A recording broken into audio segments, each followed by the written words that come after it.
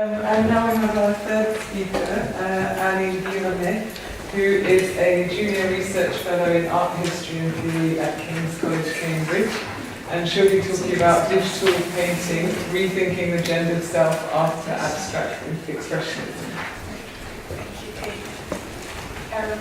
Yes, so my research is actually primarily on painting, and in particular on painting in the digital age. So I look at traditional painting made today, and also at digital painting, so painting made with digital media. And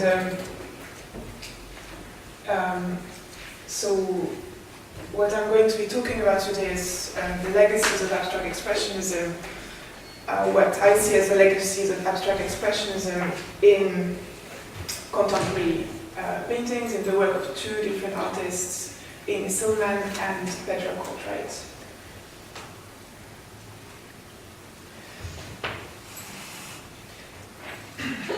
So throughout the 1940s, a series of reviews, press releases and manifestos identified abstract expressionism with a variety of perceived virtues: spontaneity, gesture, masculinity, action, and crucially self-expression. Such critical discourse invested the new American painting with the power to express and embody the emergence of a new human subject in the materiality of the painting canvas. This new conception of the subject, however, was heavily gendered. Michael Leya has situated abstract expressionism within a broader development that he terms modern man discourse, which aims to reconstruct the male subject in light of the trauma of World War II. So Leya summarizes, in New York school painting, as in modern man discourse, the emerging model of the subject was articulated through the male individual. Anne Wagner has further argued that the formal vocabulary of abstract expressionism does not inherently constitute a vehicle for the self. Rather, what she terms the whole rhetoric of spontaneity is a set of formal conventions that we have learned to recognize as the mark of self-expression because, quote, they seem to be in accord with an ideology of the self and of self-expression. Taken together, Leya's and Wagner's critical reappraisal of abstract expressionism reveal the gendering of such ideology.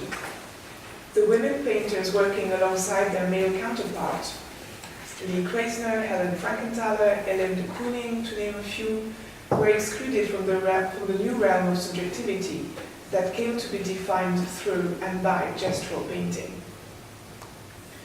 The 1970s saw the concurrent rise of feminism and new technologies, both of which contributed to reshaping the notion of the self as a mediated construct, on the one hand, while eclipsing painting on the other.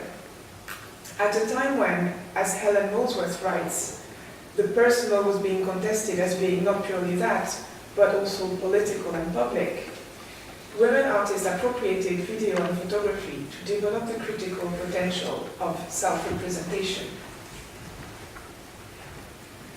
So a couple of examples here that you will be familiar with, I'm sure.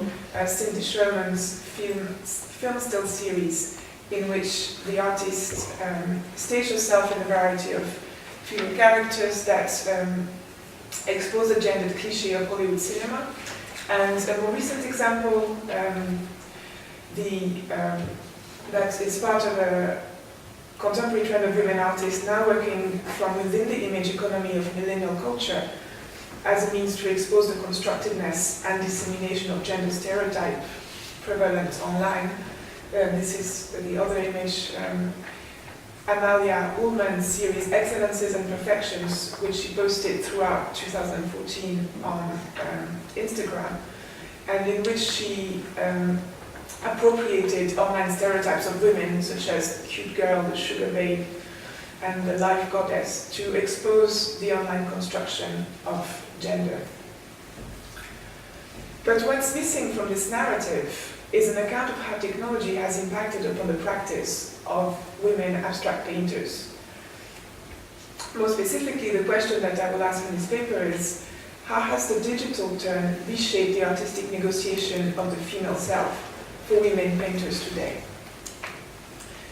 Since the 1980s, a number of women artists, many of them based in the US, have appropriated gestural abstraction with an increasing awareness of a broader cultural context informed by the digital. Here's the example of painter Laura Owens. Owens is a Los Angeles-based artist who produced these paintings by projecting digitally generated shapes of imitated brushstrokes. You can see these sort of squiggles here. And so she uses this software to generate them digitally, and then she paints them by hand. So what's at stake here is the negotiation of self-expression in a technological and cultural context in which the self is increasingly mediated through the common language of code and the performance of social media. So by recuperating the epitome of authenticity for abstract expressionism, the brushstroke, and then recoding it as digital. In the 1990s, cyberfeminism intuited that the development of digital technologies and the democratization of internet access could destabilize the conceptual oppositions that had structured Western thought and social organization up until then. The figure of the cyborg, in particular theorized by Donna Haraway, extends the blurring of the boundaries between human and machines, with which cybernetics had initiated in the immediate post-war period. It also, more fundamentally, provides a metaphor for the dissolution of the structural binaries that distinguishes humans and animals, humans and machine, male and female. The cyborg, in other words, provides a way to rethink the female subject, not only outside the dominant realm of subjectivity, universally gendered as male, but also outside the dogma of a strictly gendered subjectivity. So Haraway writes, the cyborg is a kind of disassembled and reassembled postmodern collective and personal self. This is the self feminists must code. End of quote. We might retrospectively consider these early invocations of the cyborg as naively utopian in a contemporary world in which digital technologies have not only been normalized, but also a driving force for a resurgent, often vitriolic, patriarchal culture. Yet I will argue that precisely this ambivalence toward digital technologies that by now have an established and complex history, enables a different form of artistic self-representation. Where so much theory and practice of the 1990s celebrated digital works as a rejection of the patriarchal aesthetic tradition, I will investigate the work of two artists who reanimate the tradition of abstract painting in the digital age. With the production of Amy Silman and Petra Courtright, we find two different but complementary examples of how a productive ambivalence toward the digital can critically transform the medium of painting itself. Far from this recovery representing a retreat to an early age of analog texture, however, both artists discover in the gestures and conventions of abstract expressionism a means for engaging critically with self-representation in our digital contemporary. So I'll talk about Amy Silman first, and in particular about this video that I will show you in a moment. I'll show you an extract in a moment. Silman studied painting at the New York School of Visual Arts in the 1970s, and according to her, that was a time when abstract expressionism was still the default mode of painting. So she says that her teacher, for example, was a former member of the abstract expressionism movement or school. Working against the grain of feminist artistic practices at the time, Silman says in an interview that Abeck's painting was not the expectation for a female student in the 1970s. Silman has consistently explored what it's like for a woman to paint in the wake of gestural abstraction. Girls or women are often the central protagonists of Silman paintings, as they mediate between the painterly expression of intimate feelings and a more figurative approach to the representation of the female self. So Silman's paintings typically are between abstraction and figuration, and they really mediate between the two modes. But as I will argue, the tension between these two poles, between self-expression and self-representation, plays out most productively in Silman's recent digital animations. In 2010, Silman started making a series of drawings on an iPad using an application that enables her to draw directly on the screen with her fingers. These drawings have then formed the material for short animations. And one of these animations is the one I will be talking about, called Draft of a Voiceover for a Split Screen Video Loop, a bit of a tongue twister, which he made in 2012 in collaboration with poet Lisa Robertson. So it's a 6-minute digital animation composed of approximately 2,000 drawings, which were made on an iPad, and accompanied by a voiceover of the artist reading a poem by Robertson.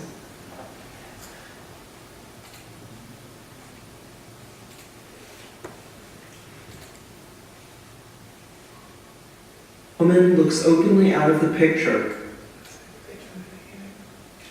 A young woman looks openly out of the picture. A young woman looks openly out of the picture. Her experience of scale is always paradoxical. As for the unconscious, she is breathing in its Latin. Philosophy comes from her having difficulty. Her experience of scale is always paradoxical. So this is the first few seconds of the video. You can see the video opens on the image of the girl, reproduced on both halves of the split screen, staring at a giant purple rectangle. And the voice says, "A young woman looks openly out of the picture. Her experience of scale is always paradoxical."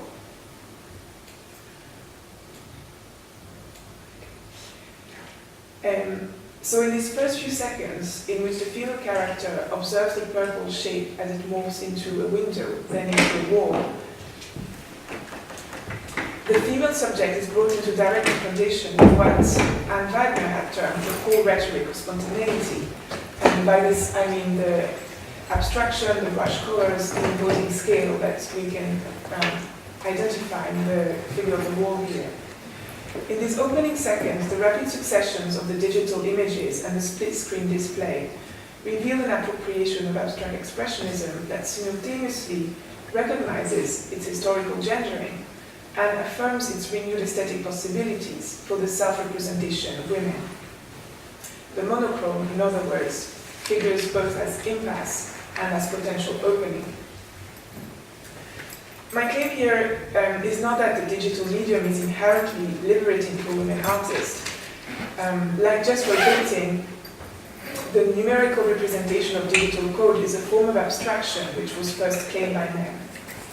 Cyberfeminists, such as Sadie Plant, even argue that the very structure of code reflects the patriarchal order. Haraway herself, in a moment which reveals her deeply conflicted relation to emerging technologies, writes that the one code that translates all meaning perfectly is the central dogma of phallocentrism. If cyberfeminists have been the object of criticism, precisely on the grounds of subgender essentializing associations, Silman's digital animation presents the problem in a slightly different way and asks the following question. What's left of gender essentialism when traditionally gendered media, abstract painting, digital code, are repurposed to reveal their own ambivalence? Silman's choice of digital drawing, as I will now show, exposes such ambivalence by complicating the binary opposition between analog media and digital media. So as I said, Silman executes the drawings that form the animation using the fingers. And in this, we can say that she's using a primitive form of digital art. If you think that digital comes from Latin, digitalis, meaning of the finger. Inside the iPad, the traces left by the fingers on the screen are translated into binary code, the universal language of zeros and one that Haraway had denounced. But the act of painting or drawing with one's fingers figures as exemplary resistance to this process at the same time, pointing to, as Jordan Cantor writes about the painter Albert Ollens, Albert Owen has made these paintings using his fingers, so they're called fingermalerei, finger paintings. And this critic, Jordan Cantor, has talked about these paintings, saying that they point to the promise of a space beyond linguistic or informatic representation. So quite the opposite of the idea of a code that can translate everything exactly. To this we might add that our fingers, through the indexical authentication of our body, through the singular fingerprint, and their quotidian facilitation of texting, scrolling and searching on touchscreen devices, have developed a self-expressive legitimacy that rivals the gestural brushstroke. The technique of digital drawing, we may therefore argue, defines Silman's iPad animations as both absolutely generic and intensely intimate. Such structural ambivalence has important consequences for gender politics. By stressing the porosity of the boundary that separates binary code and embodied meaning, Silman also necessarily complicates their respective essentializing associations. Throughout the video, the figure of the young woman morphs in and out of more or less gendered shapes. A flower, an androgynous body, a broom, an axe, an ape, while the voice asks, how does she represent herself as thinking? So I'll play you another extract. And we get a sense of this.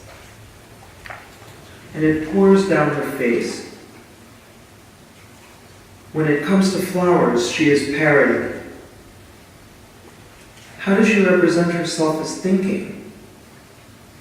So what if she's thick and stupid behind her life? It is not private. It can't be regulated. No, it is a survival, a learning to live. Knowledge is truth until it's ordinary. To super add girls speaking to human. Okay, so, sorry. This is not a pleasure. No, it is a survival, a learning to live.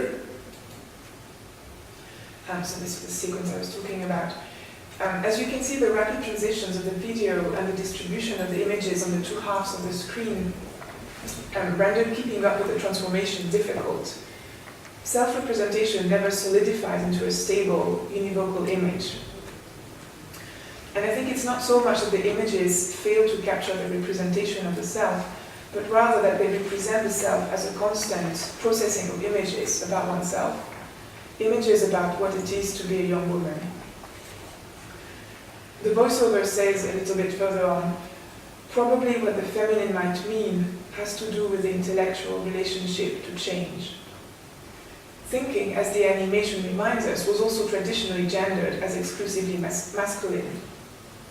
In order to be represented then, thinking, like digital drawing, needs to be recoded as an ambivalent category that is both embodied and abstract, historically grounded, and also free to reshape that history. The formal vocabulary of abstract expressionism constitutes the intellectual history which the young woman in the picture, and by extension the artist, needs to negotiate. Silman's appropriation, however, is not parodic. Rather, it repurposes the rhetoric of spontaneity towards the process of self-representation. So, in the next sequence, the young woman becomes, the young woman, as you'll see in a second, pulls a yellow shape over her head like a dress.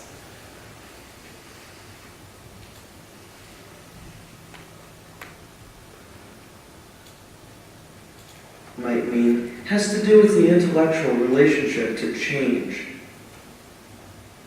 She thinks she undoes her femininity to give herself pleasure.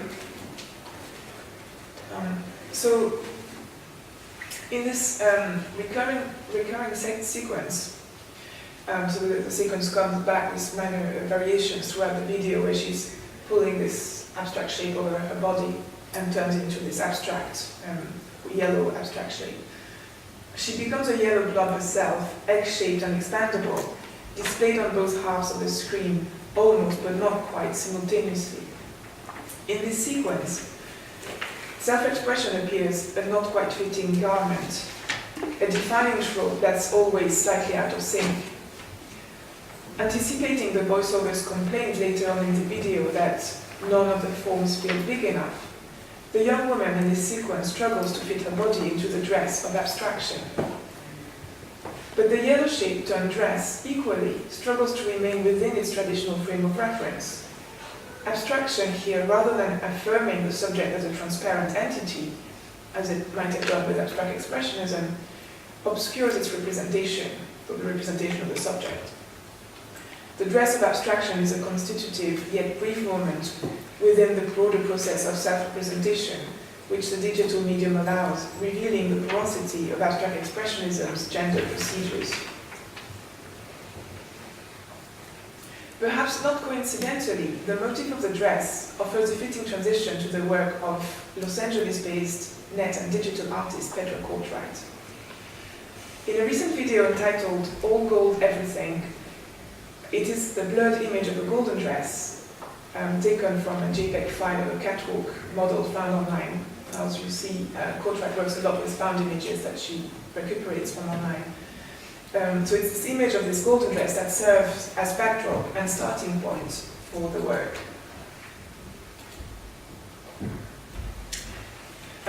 So the image has been manipulated and blurred, and you can't really quite make out the shape of the dress, but that is where it comes from. Petra Courtwright calls such works painting videos because she's using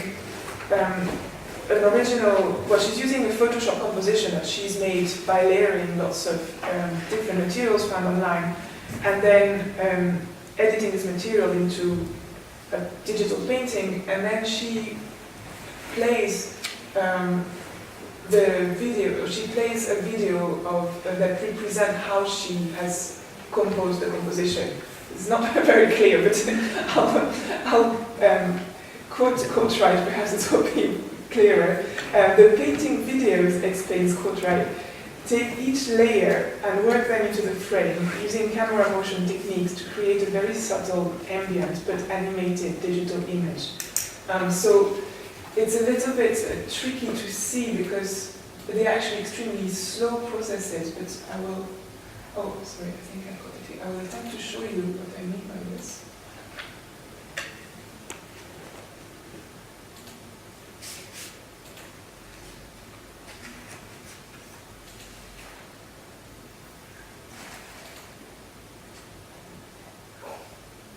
It's not supposed to be black. Sorry. I think it's probably taking a little bit of time to load. I'll just leave it and perhaps something will happen. I've had the same problems at home because I think it's quite a heavy file.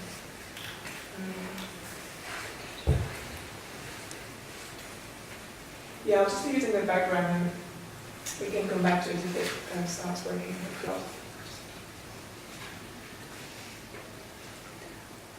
So some of Courtwright's digital compositions are also printed on aluminium or linen.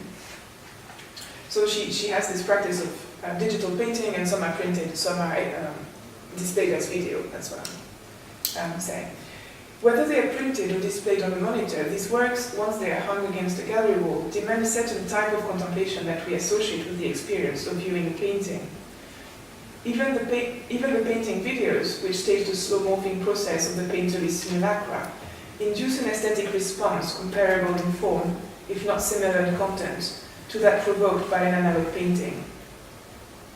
Courtwright's digital paintings, however, don't possess the ambivalence that characterize Owen's digitally generated brushstrokes, which are subsequently filled in by hand, or Selman's drawings, digital drawings, which rely equally on the tactility of the finger and on numerical code.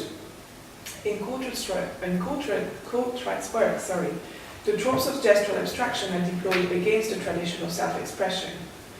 The brush colors are no longer the sign of outpouring emotions, but rather the result of filters and other digital manipulations that break down the original image into something else. So for instance, Courtwright says, I plucked images from the garden of Google and cites Pinterest as her favorite places to find materials. In her paintings, The rhetoric of spontaneity that so characterized gestural abstraction is laid bare as a mere catalogue of forms and procedures, available through online surfing as any other commodity. I'm really sorry this is not loading. It was looking so promising. Maybe I will reload it.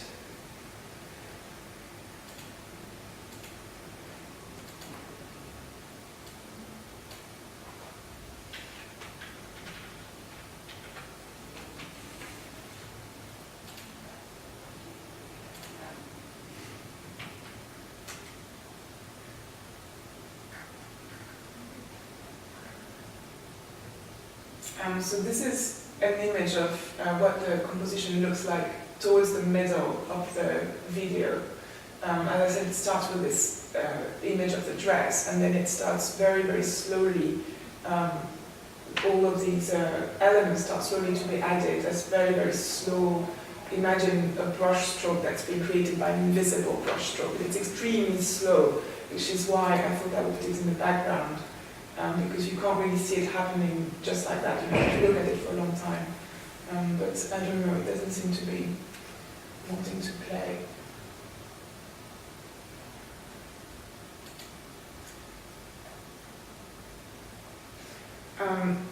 Yeah, I don't think it's going to work.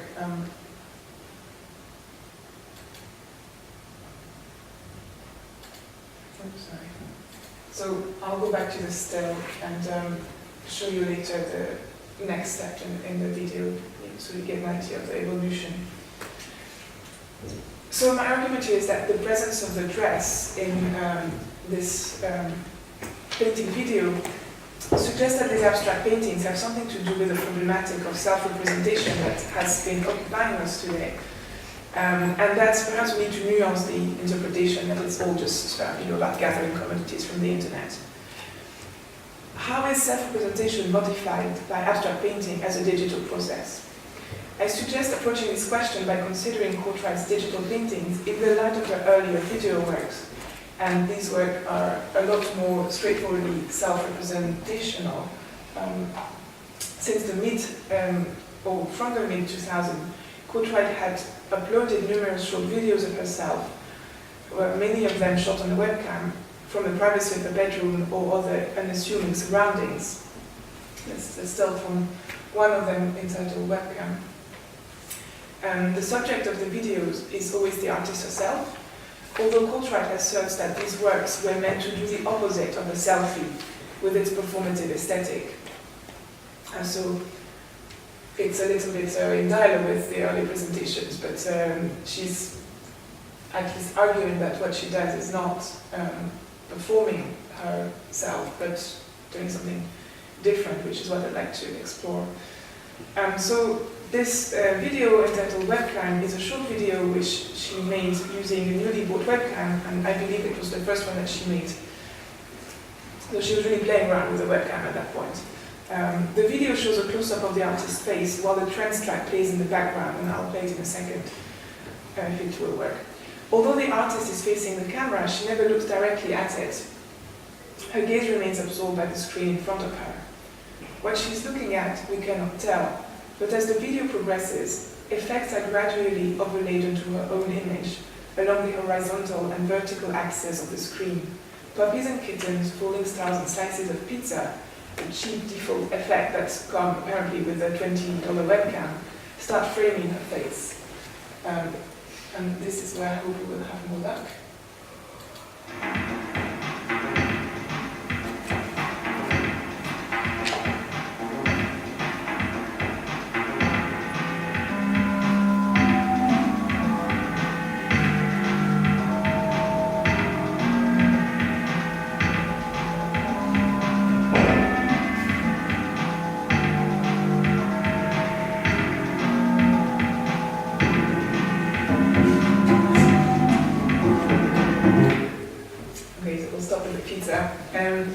By layering this set of digital effects around her own face, Courtwright adds a new spatial dimension to the video, which in turn transforms the manner in which we behold the artwork. Two incompatible conventions, both equally central to the tradition of painting, here comes into tension. the convention, on the one hand, of ornamental surface, so of the ornament, and on the other hand, the convention of depth.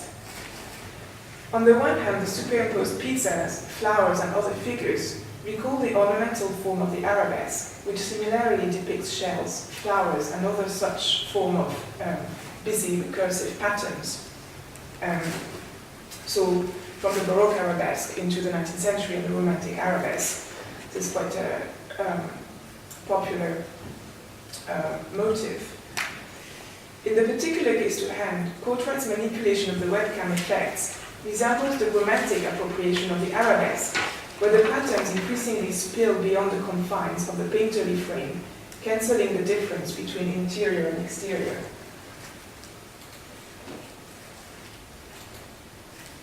Oops, sorry.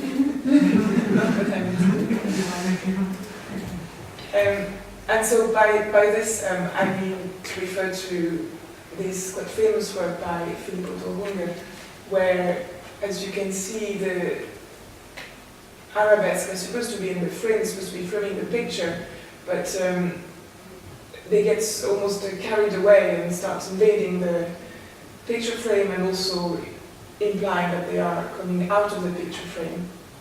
And so the differentiation, the difference between the frame and the picture starts to become very blurred at that moment. And so in the example of Courtwright, the digital arabesque at times frame Courtwright's head and at other times multiply promiscuously across the screen space, so providing sort of similar effect. On the other hand, however, Courtwright's video also critically engages with the painterly illusion of depth, which has canonically been established not only with the perspective but also with the reciprocity of the human gaze. And here I'm interested in the way she's staring and where she's staring, into what she's staring. Where the archetypal selfie or vlog installs a deceptive visual mirroring in which the subject seems to hold the gaze of an intended beholder, when in reality looking only at a smartphone or webcam. So even in some of her works, actually, you'll see her staring at the viewer in a much more confrontational way. But in this case, Courtwright's self-preoccupied absorption shows no such charismatic desire. And I wanted to link it, in fact, to the play of gazes in Velázquez's Las Meninas, where the glance of the depicted subjects is turned upon an ambiguous space somewhere between the viewer and the reflected image that discreetly betrays the presence of the royal couple. So you have the scene with all of the court and the people who are not actually being painted by the painter, and they are all staring kind of in between us and, in between themselves and us, at the royal couple that you can see reflected in the mirror at the back. And this sort of suggested, yet not quite visible space that I want to allude to with the Courtwright video. The one-dimensionality, the layered pizzas and ornamental flowers, because of, or not because of, but in the Jarin kitchenettes, perform something comparable to the role of the space organization in Las Meninas. The one-dimensionality of each of these images means that their superimposition upon Courtwright's face creates not the illusion of depth that has been the hallmark of painting since the invention of perspective, so much as a poignant play between profundity and superficiality. In contrast to the ostentatious, literally superficial nature, the unreciprocated gaze and unknowable absorption of the female subject refuses to give itself up to the immediate scrutiny, just as the object of her inquiry lies somewhere between and beyond the viewing subject and the superimposed digital images. So what I'm interested in here is the way these overlaid effects open up a space of experience that is necessarily virtual, but also comes to be experienced as something that resists its virtuality and the digital media. The unknowable virtual space that has captured Courtwright's attention is surely not reducible to the slice of pizza. That's not what she's staring at, right? But at the same time, it could not have been evoked in the same manner without it. So all of these layering are instrumental in suggesting this extra dimension that takes place within the screen. In the digital video that I mentioned earlier, All Gold Everything, the figure of the artist has disappeared altogether. Only the blurred motif of the golden dress remains, a phantomatic allusion to femininity, as well as to Courtwright's own modeling for Stella McCartney. She made videos for McCartney and also models in them. Throughout the video, the dress undergoes a metamorphosis that slowly eclipses its referential value, turning it into mere background for an abstract composition. And this is what I mean by this. So this is kind of midway through the video. This is what it looks like, and in the background, you can still see some of the golden color of the dress, but it's been very eclipsed by the morphing of all of the layers. On the one hand, self-representation here appears as self-erasure, echoing one of the lines that we heard in Silman's video when she says she thinks she undoes her femininity to give herself pleasure. On the other hand, however, Courtwright's video is a recursive loop which ends where it started, namely with the image of the golden dress. So this is the final image of the video, recoding the monochrome background as feminine. Courtwright's focus on the process that leads from a JPEG to a complexly layered Photoshop file, rather than focusing on the file itself, updates what Harold Rosenberg called action painting for the digital age. Rosenberg had written in the famous essay, The American Action Painters, in the final effect, the image, whatever be or be not in it, will remain a tension. And it's this image of the tension that I want to conclude. The image as tension provides a rich metaphor to conclude this paper on the work of both Silman and Courtwright. Silman's animation explores the ambivalence of the digital medium to recode the feminine as a dialectic site. The young woman who appropriates the vocabulary of gestural abstraction in Silman's digital animation does so firstly in order to deconstruct the traditional gendering of abstract expressionism, as we saw, but also secondly to complicate her self-representation as woman. By contrast, Courtwright's work is, technologically speaking, straightforwardly digital, so there's no real tension there in terms of medium. But as I argued in this paper, both her early webcam and her painting video, All Gold Everything, foreground the conflicted nature of the digital space, as a space of experience and self-representation. Courtwright has said that she wants to raise questions about the way we view women in a digital landscape. By focusing on the various effects produced by the layering of animated images and simulated brushstrokes, I hope to have shown that the critical possibilities of digital painting extend out of the computer world, just like the arabesque's many ramifications extended out of the picture plane.